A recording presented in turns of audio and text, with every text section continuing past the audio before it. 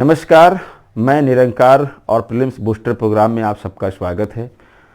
Geography के अंतर्गत geomorphology से संबंधित एक प्रश्न पर हम लोग डिस्कशन कर रहे हैं और इस प्रश्न के माध्यम से हम समझेंगे अल्फ्रेड वेगनर के महाद्वीपीय विस्थापन सिद्धांत को। आइए देखते हैं। निम्नलिखित कथनों पर विचार करें और कह रहा है उपयुक्त में से कौन सा या से कथन सत्य है, यानी करेक्ट स्टेटमेंट की आपको पहचान करनी है। पहला स्टेटमेंट है, अल्फ्रेड वेगनर द्वारा महाद्वीपीय विस्थापन का सिद्धांत 1912 में दिया गया। मतलब अल्फ्रेड वेगनर के द्वारा यह बात सही है कि 1912 में महाद्वीपीय विस्थापन के सिद्धांत को प्रतिपादित किया गया और 1915 में यह पब्लिश किया गया, यानी कि प्रकाशित कब हुआ, 1915 में, और आगे चल करके 1924 में इसका इंग्लिश में क्या हुआ, ट्रांसलेट किया गया इसका। ठीक है, तो एक तो ये फैक्चुअल जानकारी आपको जानते रहना है। दूसरी बात यह है कि जो वेगनर साहब हैं ये वास्तव में जर्मनी के एक जलवायुवेत्ता थे। जलवायु का अध्ययन करने गए, लेकिन देखते देखते ये भूगर्भ शास्त्री भी बन बैठे। तो एक्चुअल में मामला क्या है, देखिए ध्यान से। महाद्वीपीय विस्थापन सिद्धांत देने से पहले संकुचनवादी विचारधारा चल रही थी। मतलब माना गया कि पृथ्वी जब लिक्विड दशा में थी उसके बाद ये ठंडी होना शुरू हुई और क्रस्ट का निर्माण हुआ। जब क्रस्ट का निर्माण हुआ तो अर्थ पर जो झुर्रियाँ पड़ गई, जैसे बुढ़ापे में झुर्रियाँ पड़ती हैं वैसे ही सरफेस पे झुर्रियाँ जो पड़ी वही वर्तमान के पर्वत हैं। तो कहा गया भाई फिर ये महासागर कहाँ से आ गए, सागर कहाँ से आ गए। तो ये कहा गया कि ये बड़े बड़े क्रेटर हैं, ज्वालामुखी के मुख हैं, उसी में जल का भराव हुआ और ये सागर महासागर का निर्माण हो गया। फिर कहा गया कि भाई तो महाद्वीप कहाँ से आ गए, तो कहा गया कि ये बड़े बड़े शील्ड हैं, लावा आकर के जम गया और इससे शील्ड का निर्माण हुआ, वही महाद्वीप हैं। तो ये संकुचनवादी सिद्धांत था। हालांकि वेगनर से पहले भी कुछ लोगों ने महाद्वीपीय विस्थापन की बात करी थी, लेकिन सही रूप में, सिद्धांत रूप में प्रतिपादित करने वाले आरंभिक विद्वानों में से हम अल्फ्रेड वेगनर को जानते हैं। तो अब ध्यान देने वाली बात यह है, इस आधार पर यह स्टेटमेंट करेक्ट हो जाएगा। दूसरा स्टेटमेंट है, इस सिद्धांत के अनुसार जुरासिक काल में पैंजिया का विखंडन हुआ। अब समझने वाली बात यह है कि पैंजिया क्या है। तो पैंजिया में अगर देखें तो ये दो वर्ड इसमें ले लीजिए, पैन और प्लस जिया। मतलब पैन का मतलब होता है संपूर्ण, कहते हैं ना पैन इंडिया, संपूर्ण, और जियो मतलब होता है भू, यानी कि संपूर्ण पृथ्वी को अगर एक साथ मिला दिया जाए, सभी लैंड्स को आपस में मिला दिया जाए, उससे बनता है पैंजिया। या आप इसको ऐसे समझ सकते हो, चित्र के माध्यम से इसे समझ सकते हैं। ये क्या है, ये सारे महाद्वीपों का ज्वाइंट भाग है। देखिए अगर इसको हम देखें तो एक कोई महाद्वीप दिख रहा है ना, एक ये है, एक ये है, फिर आप यहाँ पर देखो ये अफ्रीका वाला पार्ट है, ये साउथ अमेरिका वाला, ये उत्तरी अमेरिका है, ये पूरा यूरेशिया है, ये देखो यहाँ इंडिया का पार्ट है, इधर ये अंटार्कटिका का हिस्सा है। तो ये सारा आपस में जुड़ा हुआ भाग 225 मिलियन ईयर्स एगो दिखा रहा है, इसी को पैंजिया कहा गया। अब ध्यान देने वाली बात यह है कि इसके चारों ओर जो विशाल जल राशि है ये वास्तव में पैलियो पैसिफिक, या इसी को कहा जाता है पैंथालाशा। बहुत ध्यान से समझिएगा, ये पैंथालाशा है, यानी जो विशाल जल राशि है उसको पैंथालाशा कहा गया। अब वास्तव में वेगनर ने कहा कि इसका विखंडन कब हुआ, तो उन्होंने कहा कि इसका विखंडन जुरासिक काल में हुआ। तो जुरासिक काल का मतलब है 150 मिलियन ईयर्स एगो के आसपास ये पैंजिया दो पार्ट में टूट गया।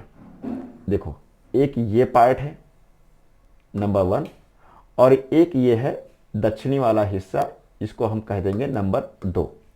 यही है लॉरेशिया और ये है गोंडवाना लैंड। तो वास्तव में वेगनर महोदय ने दो तरह के प्रवाह की बात करी, यानी पैंजिया के विखंडन में दो तरह की प्रवाह की बात करी। एक तो उन्होंने कहा विषुवत रेखीय प्रवाह, और एक क्या कहा, पश्चिम की ओर प्रवाह। अब ध्यान देने वाली बात है, ये क्या कहना चाह रहे हैं। वास्तव में अगर हम इस पैंजिया को देखें तो जो आप इक्वेटर देख रहे हो, ये इक्वेटर कहाँ रहा होगा, ये पैंजिया इक्वेटर के नीचे था। यानी कि आप ये कह सकते हो कि पंजिया उत्तर की ओर खिसका होगा, क्योंकि आप जानते हैं कि ध्रुवों की तरफ ग्रेविटेशनल फोर्स लगता है, तो खिंचाव हुआ और खिंचाव के साथ साथ उत्प्लावन बल बॉयंसी फोर्स भी काम कर रहा था। तो ये उत्तर दक्षिण का जो ये जो विखंडन आप देख रहे हो, यानी उत्तर की ओर जो विस्थापन की बात हो रही है, यह बात हो रही है दो बल के आधार पर। एक तो उत्प्लावन बल की बात करते हैं और एक गुरुत्वाकर्षण की बात करते हैं। वहीं पर ये दो पार्ट में टूट गया, चलिए ठीक है, गुरुत्वाकर्षण और उत्प्लावन के कारण। लेकिन फिर आप देखेंगे जो उत्तर का पार्ट ये है, इसमें भी पूरब पश्चिम विखंडन हो रहा है। देखिए ध्यान से, इसका मतलब यह है कि पृथ्वी का जो रोटेशन हो रहा है, वेस्ट टू ईस्ट जो घूम रही है पृथ्वी, तो घूमने के कारण जैसे मान लो कोई चीज इसे घूम रही है, अब इस पर कोई ग्रेविटेशनल फोर्स लग जाए तो किसका लगेगा? मून, सन, इनका टाइडल फोर्स लगेगा, इस पर ज्वारीय फोर्स लगेगा। तो ऐसे में पृथ्वी अगर ऐसे घूम रही है और चंद्रमा इसके ऊपर से ऐसे जाए, तो ये क्या करेगा? इधर की ओर इसको फ्लो कराना शुरू कर देगा। यानी कि जो पश्चिम की ओर विस्थापन हुआ है, जिससे सारे महाद्वीप बने हैं, उसमें उन्होंने चंद्रमा और सूर्य के टाइडल फोर्स को जिम्मेदार माना। ध्यान समझ चलिएगा। तो इस प्रकार से धीरे धीरे ये महाद्वीप बनना शुरू हुए और आप प्रेजेंट टाइम में देखिए कि जो लारेशिया वाला पार्ट है उससे क्या बना, तो आप कहेंगे नॉर्थ अमेरिका बना, ग्रीनलैंड बना, यूरेशिया या यूरोप और एशिया ये खंड बन गया। वहीं पर अगर हम गोंडवाना लैंड की बात करें तो उससे बना साउथ अमेरिका, अफ्रीका, प्रायद्वीपीय भारत, अंटार्कटिका, ऑस्ट्रेलिया, ये सब किसके पार्ट हैं? तो आप कहेंगे गोंडवाना लैंड के पार्ट हैं। ये तो बात हो गई विखंडन की। अब प्रश्न उठता है कि विखंडन जो हुआ ये कैसे पता चला? तो इनके जो एविडेंस हैं ये बहुत ही इंपॉर्टेंट है, इसको बड़े ध्यान से आपको समझना है। ये कैसे इनको जानकारी प्राप्त हुई, तो इस पर कुछ इनके एविडेंसेस हैं जिस पर हम लोग चर्चा कर लेंगे। ध्यान दीजिए। इन्होंने पहला बोला है जलवायविक साक्ष्य। अब जलवायविक साक्ष्य क्या है? तो इसमें इन्होंने 3 बातें कही हैं, बहुत ध्यान से समझते चलिएगा, ध्यान से समझिएगा। जलवायु में 3 तरह की बातें हैं। पहला, इन्होंने कहा कि जो 10 डिग्री साउथ है, 10 डिग्री दक्षिणी अक्षांश पर क्या है? अंटार्कटिका या जो ध्रुवीय क्षेत्र के जीवाश्म हैं वो पाए गए हैं। यानी कि आप कह सकते हैं कि ध्रुवीय जीवाश्म यहां से प्राप्त हुए हैं 10 डिग्री दक्षिणी अक्षांश पर। दूसरी बात अगर आप देखेंगे और क्या पाया गया है, तो इन्होंने देखा कि 50 डिग्री नॉर्थ पर कोल बेल्ट है, यानी कोयले के भंडार हैं। एक ये बात कही गई। और तीसरी बात ये कही गई कि जो इक्वेटर है, यानी विषुवत रेखा के पास ग्लेशियर के प्रमाण मिले हैं, ग्लेशियर के प्रमाण मिले हैं। अब तीनों बातों को समझना है मैप के माध्यम से। ध्यान दीजिए, प्रेजेंट टाइम का ये मैप है। मान के चलो कि यहां पर ये इक्वेटर है, तो इक्वेटर पर ग्लेशियर के साक्ष्य कैसे मिल सकते हैं आप बताओ? क्योंकि ये तो बहुत ही गर्म क्षेत्र है प्रेजेंट टाइम में।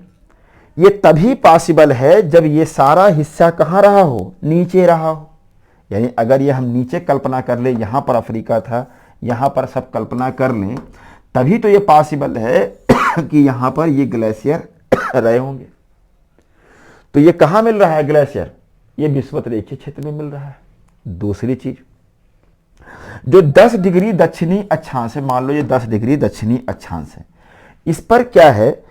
इनके जीवाश्म मिले हैं। जो अंटार्कटिका के जीवाश्म हैं वह जीवाश्म यहां पर प्राप्त हुए हैं।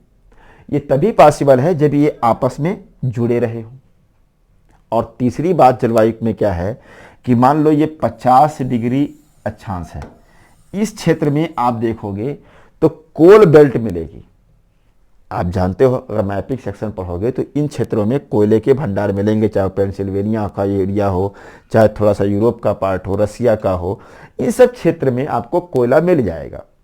तो कोयला कैसे बनता है? कोयला बनता है हार्डवुड से, यानी कठोर लकड़ी अगर जमीन में धंस जाए, दब जाए, तो वो लंबे समय के बाद क्या होता है, कोल बन जाता है। तो हार्ड लकड़ी कहाँ की हो सकती है? आप जानते हैं जहां पर मैक्सिमम टेम्परेचर होगा वहीं पर प्रकाश संश्लेषण क्रिया हो सकती है, और प्रकाश संश्लेषण क्रिया जहां ज्यादा होगी वहां पर लकड़ियां बहुत कठोर होंगी वृक्षों की। तो यहां पर तो हाईएस्ट टेम्परेचर होता नहीं, ये तो टेम्परेट जोन है। तो इसका मतलब यह है कि ये हो ना हो, ये कभी विषुवत रेखा के पास रहा होगा, इस क्षेत्र में ये रहा होगा। ये उत्तर क्या है ना, कभी ना कभी ये यहां रहा होगा, तो यहां पर हाईएस्ट टेम्परेचर प्राप्त हुआ होगा, वर्षा हुई होगी, कठोर लकड़ियां रही होंगी, और यहीं पर ये दब गया होगा, और जिससे कोयला बन गया, और ये खिसक गया कहां, उत्तर की ओर। तो ये तो जलवायु बातें कही गई वेगनर के द्वारा। अब इसके बाद ध्यान दीजिएगा, दूसरा जो ने कहा वो कहा भूगर्भिक साक्ष्य। अब भूगर्भिक साक्ष्य में क्या क्या है, ध्यान दीजिएगा। तो भूगर्भिक साक्ष्य में आपको देखिए 2-3 बातें इसमें भी कही गई है। जैसे ये वाला क्षेत्र देखिए, यहां पर अपलेशियन और न्यू इंग्लैंड रीजन है, यानी उत्तर पूर्वी भाग है। उत्तर पूर्वी भाग से आगे चलिए तो लगता है कि जमीन खत्म हो गई है, जल आ गया है, फिर ये आगे प्रकट हो जा रहे हैं ये सब। तो लगता है कि एक ही अखबार के पन्ने की तरह है, ये टुकड़े हैं उसी के, और सारे टुकड़ों को जोड़ दो तो एक अर्थपूर्ण न्यूज़पेपर बन जाएगा। यानी कि यहाँ की रॉक्स में भी यहाँ की रॉक्स की सिमिलरिटी है, बहुत सारी समानताएं पाई जाती हैं। तो ये लगता है सब एक ही जगह से अलग हुआ है। एक तो ये बात। दूसरी बात ये है कि जो रियो डी प्लाटा है अर्जेंटीना का, देखो ध्यान से, ये रियो डी प्लाटा है, ध्यान समझते चलिए, ये रियो डी प्लाटा है, और ये दक्षिण अफ्रीका का द ग्रेट कौरूज है। इनकी रॉक जो है ये बसाल्ट है, और ध्यान दीजिएगा कि ये लगभग 280 से 300 मिलियन एगो कि ये पुरानी चट्टान है, और दोनों ही चट्टानों में सिमिलरिटी है, सेम एज की है। ये तभी पॉसिबल है जब ये आपस में यहाँ जुड़े रहे हों। इसी प्रकार से जो ब्राजील का साओ रॉक्स है, साओ रॉक्स, इस क्षेत्र का जो साओ रॉक्स है, उसकी सिमिलरिटी गिनी के तट से है, यानी गिनी के तट पर पाए जाने वाले जो चट्टानें हैं वह चट्टानें इससे सिमिलर हैं ब्राजील से। ये तभी पॉसिबल है जब ये आपस में जुड़े रहे हों। इसी प्रकार से आप देखेंगे जो साओ फ्रांसिस्को रिवर क्षेत्र है, इसमें आपको गोल्ड निक्षेप मिलेंगे, गोल्ड डिपॉजिट मिलेंगे, यानी प्लासर निक्षेप मिलता है, और इसी प्रकार से ये नाइजीरिया में भी देखने को मिलता है। तो ये तभी पॉसिबल है जब ये आपस में जुड़े रहे हों। इसके बाद अगर हम देखें जीवाश्म संबंधी प्रमाण, तो जीवाश्म संबंधी साक्ष्यों में क्या क्या बातें आई हैं इसको समझने का प्रयास करिए। इसको भी हम लोग मैप पर ही देखने का प्रयास करेंगे। देखिए ध्यान से, जीवाश्म में क्या कहा गया।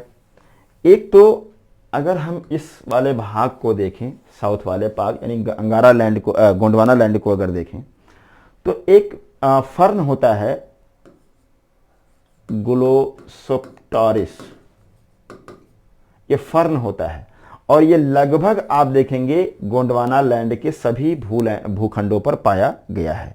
इसी प्रकार से आप देखेंगे लिस्टोसॉरिस है, मेसोसॉरिस है, ये सब भी आपको यहाँ पर देखने को मिलेगा। समान रूप से हर जगह पर ये फैले हुए हैं, और ये तभी हो सकता है जब आपस में ये सब जुड़े रहे हों।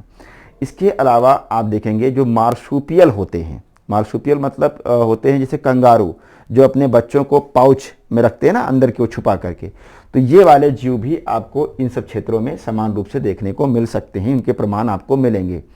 एक और हाइपोथेसिस है, कहा जाता है कि ये यहाँ के जीवाश्म भी इन क्षेत्रों में मिले हैं, यानी अंटार्कटिका के जीवाश्म इन क्षेत्रों में पाया जाना इस बात को पुख्ता सबूत देता है, इस बात का कि ये सब आपस में जुड़ा रहा होगा। तो इस तरह से कुछ जीवाश्म के प्रमाण हैं। इसके अलावा आप देखेंगे कि एक और आपको देखना है जैविक साक्ष्य। तो जैविक साक्ष्य क्या है? जैविक साक्ष्यों में आपको बहुत ध्यान से समझना है। देखो ध्यान से, एक जीव होता है जिसका नाम है लेमिंग। लेमिंग, और लेमिंग क्या करता है, स्पेशली ये सब नॉर्वे, ये सब क्षेत्रों में पाए जाते हैं, ध्रुवीय क्षेत्रों में। ये रोडेंट होते हैं, बिलकारी जीव होते हैं, बिल में रहने वाले। ये लाखों की संख्या में हर साल इधर सुसाइड करते हैं। तो क्या सुसाइड करते हैं? सुसाइड नहीं करते हैं ये वास्तव में जब पॉपुलेशन इनकी बढ़ती है तो ये पश्चिम की ओर भागते हैं। इसलिए भागते हैं कि इनको पता है कि इधर तो लैंड है ही है सब, यानी ये आपस में जुड़ा रहा होगा तो ये सब टहलते रहे होंगे अपना आराम से।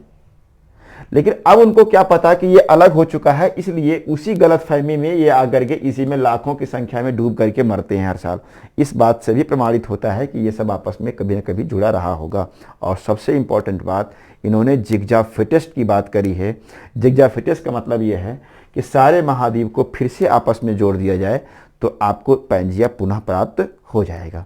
तो ये सब कुछ प्रमाण हैं, इन सभी बातों को आप जानते रहिएगा। मैंने इतना एक्सप्लेन कर दिया है कि आप प्रीलिम्स क्या, आप बड़े ही आसानी से मेंस का भी क्वेश्चन इस पर लिख सकते हो।